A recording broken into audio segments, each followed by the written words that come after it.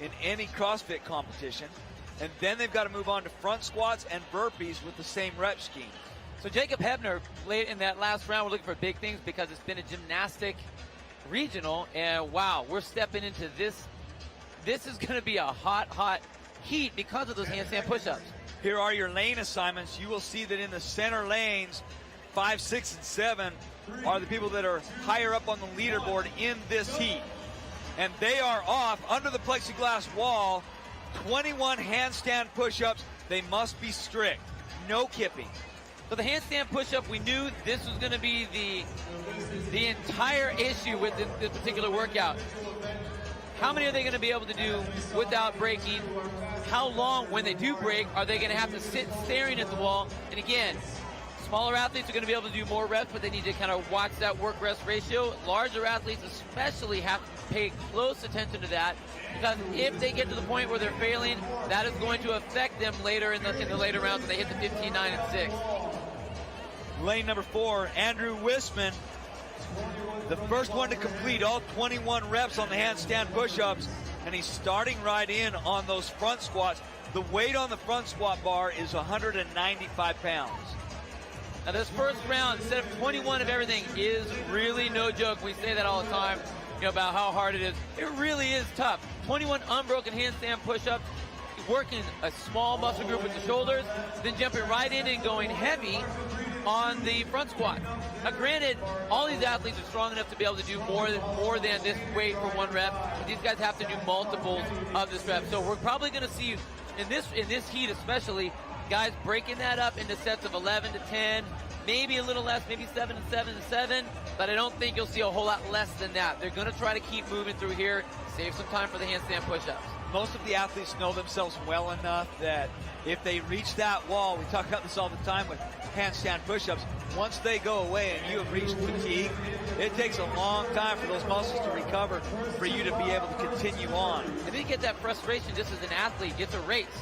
So even though they may not be moving blazing speed or not to where it looks like that, they're working that work-rest ratio, and it is a race, so they get frustrated when they can't go. So that a lot of times will dump them over that red line zone and force them to have to sit and watch. In lane number 4 with the green shirt is Andrew Wisping. On the right with no shirt and black shorts is Shane McBride. Now the time that these athletes are chasing down was established in the last heat. 12 minutes and 22 seconds by Dylan Kelly. And we saw him, he definitely had a strategy. He maintained consistent pace without. We've seen that same strategy work for some of the women as well. You have to be smart. You got to have a game plan. You got to stick to it and just keep on moving through that. What you don't want to do is come out hard and fast or too hard and fast and then not have enough juice to get through the rest of this event. It's a relatively long one with a lot of work that has to be done, so you got to be smart about it. You have to be a smart athlete. And no dumb jocks in here. This doesn't happen. Your leader here in heat number 3 is still Andrew Wisping. Will he be the first one? Right in the middle of your screen there is well, he's not there anymore. Andrew Wisping in the green shirt, black shorts. Lane number 4 is the leader, closing out the final portions of this first set of 21 reps on all 3 movements. So he only has a couple burpees left. Then it's back to the wall for a set of 15 for each of the 3 different movements. I'm surprised a lot with a lot of these larger athletes that you aren't seeing more of them going down to the elbows, saving their drive, saving that push for their handstand push-up. They're all going down and doing a very classic burpee, kicking their legs back, doing that push-up, and that's using a lot of energy, that pushing and stabilizing strength that they need to use for the handstand push-up. So in some of the earlier heats we saw it. I think we're actually going to see it in the later heat where the guys are trying to save that, go down to their elbows, because all they have to do is, the standard is the chest has to hit the deck. So you don't have to have straight arms or be in a perfect push-up plank position or anything like that. Just get down and make it happen. He's 6 reps in. He's got to make sure he keeps those feet narrow. 7 reps in on his set of 15 handstand push-ups. Now, if you're an athlete that has handstand push-ups, this is going to be your workout. And he blasted through that set right there I mean, he broke it up, but he was moving easily, came down when he needed to, when he decided to come down, not because he needed to come down. And that was a good, smart move. Looks like Shane McBride is using the same strategy right next to Andrew. And Andrew is done with his set of 15. So fast, wow.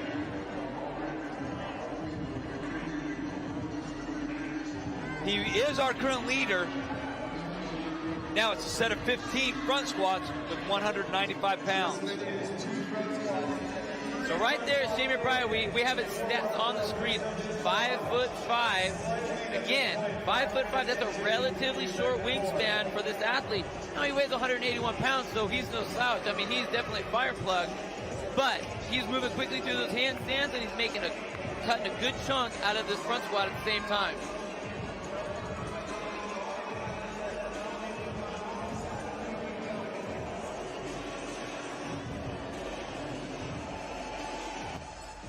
Andrew Wisping in the green shirt, black shorts, is leading heat number 3 for event number 4.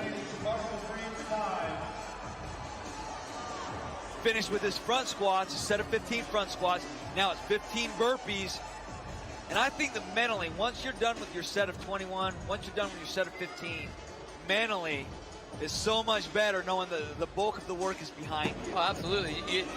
We've talked about it before, light at the end of the tunnel. And what Andrew Wisping's doing right now is the burpees for him is his recovery time. He was moving through the handstand push-ups, did great work on the front squats. This is a part of the workout where he can use it as his recovery. So he's moving, he's just making the reps go away. He's not stopping, slowing down just a little bit to conserve a little bit of energy so he can hit those next 2 sections fast and furious. We're 6 minutes and 30 seconds into this workout. There is a 20-minute time cap. The time to beat was established in the last heat by Dylan Kelly, 12 minutes and 22 seconds.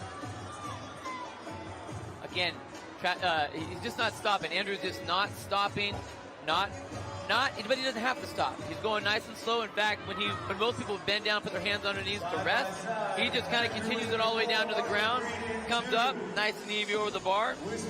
Not wasting time or wasting energy, just getting through this.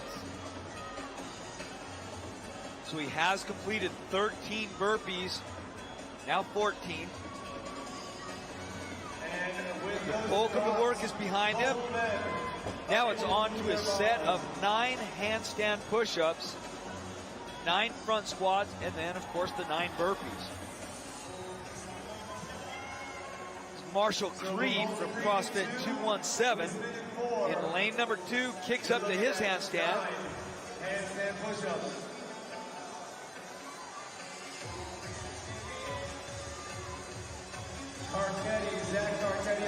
Right there, Bobby Noyes. You're expecting some big things from him in the beginning. Well, he came out of the open, such a strong position, obviously, the open. He did great in the open.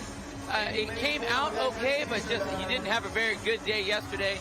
Trying to kind of fight to come back. He needs to do well here. Looks like he's struggling a little bit with the handstand, and that's what's keeping him back. We just had a lead change. It looks like Marshall Creed in lane 2 and Andrew Wisping in lane 4 are going back and forth. On your screen in the gray shorts is Bobby Noyes from CrossFit 515. Your leader in the green shirt, Andrew Wisping. He's going back and forth with Marshall Creed. So Marshall Creed, black shirt. Andrew Wisping, green shirt. And those you see Andrew look over and look at his judge, see how many reps he had left. He knows he's got to maintain a steady pace. He fell behind on that last round with the burpees and the front squats, but he caught and passed him on the handstand push-ups. Well, you can see the difference in the tempo right here between Marshall and Andrew. Marshall's a lot quicker on those burpees. He's just moving through them quicker. And again, like we said with Andrew, he's just a steady pace. He's just trying to keep moving. But once you get past here, actually, as they move further down the field, their rest time should be on the walk back to that walk. That distance gets longer and longer. So they don't need to take as much time on the burpees. get a little bit more distance, and that's what's happening right here.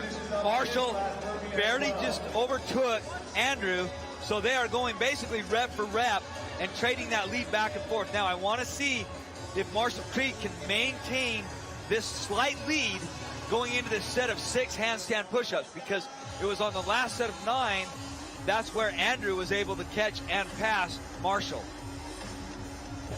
Watch at the top of your screen in the green shirt, watch Andrew go unbroken on these. I think that's his strong point in this workout. Absolutely. Wow. Look, he's and he's hammering doing those out. exactly what he wants to do. Now he's back to the bar. So we saw the lead change happen again. So he's utilizing his strong point, which is those handstand push-ups. He knows he needs to go quick and hard there. Maybe that's why he's going a little bit slow on the burpees, because he doesn't necessarily have to go fast. And I think for the most part, Marshall and Andrew are about equal when it comes to the front squat. And here comes Marshall Reed on the left of your screen in the black shirt. This is where he has caught Andrew in the last 2 rounds. Andrew sets the bar down, starts in on his burpees. Andrew so he's got a 3-rep lead. Yeah, he's got a 3-rep lead over Marshall. So this is really where Andrew's got to step on the gas. He's got to get going. Now he has to go at right a faster pace. He's got to pick it up. He doesn't need to keep it at the tempo where he was at the higher rep levels. He's only at 6. Just get over that bar, get back to the wall, blast it out. You see the finish line. You see that light at the end of the tunnel. Finish this race already. Just past the 11-minute mark. Again, the time to beat, 12 minutes, 22 seconds, set by Dylan Kelly in the last heat. So look how fast Marshall was on those burpees. He's making his way back already. We are going to see a race. It's going to come down to the final reps. Andrew reaches the wall first. He's been so efficient here when it comes to handstand push-ups. I don't think he's had a missed rep. Done. And he's done. Very impressive. See if Marshall breaks it up or is able to go all 3. And it looks like Marshall's able to complete came down. all 3. Oh, yeah, he did come down. Got a no rep. That's going to hurt him, which is going to allow Andrew to slide into the front. He's hammered this part here, so he should be able to keep his lead all the way to the end. That opens the door for Andrew to maintain that lead through the final portions. Marshall knows that he messed up slightly there, and he's jogging down to that bar. At this point, I don't think he's going to be able to catch Andrew. And Andrew gets in at around the 12-minute mark. He will edge out the fastest time of the day, Dylan Kelly, so we do have a new event leader, and that is Andrew Wisping comes in right around the 12-minute mark, and Marshall Creed right behind him. Marshall Creed, unofficial time, 12 minutes and 10 seconds. So there's about 10 seconds separating the 2 athletes, and wow, what a race. But it's interesting the different components and how Andrew was able to not get flustered because he gave up the lead twice.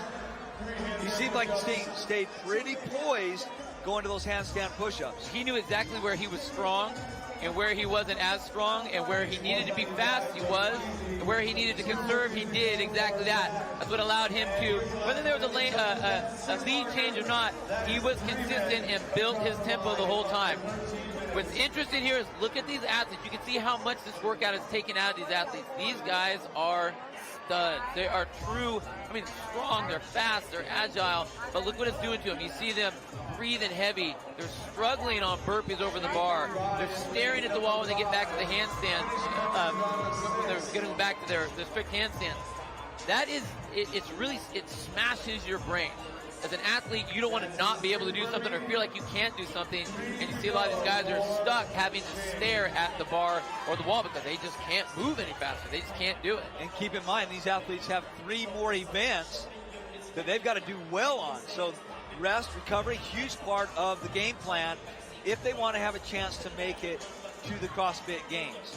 They've got to qualify in the top 3 spots, or they've got to be in the top 3 spots here at the regional to qualify to compete for the games in the summer. That's Travis Stotzel in lane number 1.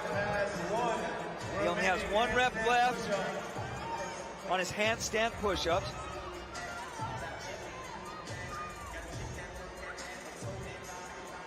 You see Bobby Noyes walking back to the rig. Look how slow he's walking. Travis Stotzel walking back. This is, again, they're at the end, but they're just mentally crushed right now. I mean, you can see what this is doing. It is not fun for an athlete to not be able to do something, and this is the mental game that goes into CrossFit. But look at Shane McBride as he finishes strong. Looks like he was able to reach down, find a little reserve of energy, and finish with an unofficial time, 14 minutes and 39 seconds for Shane McBride from CrossFit 557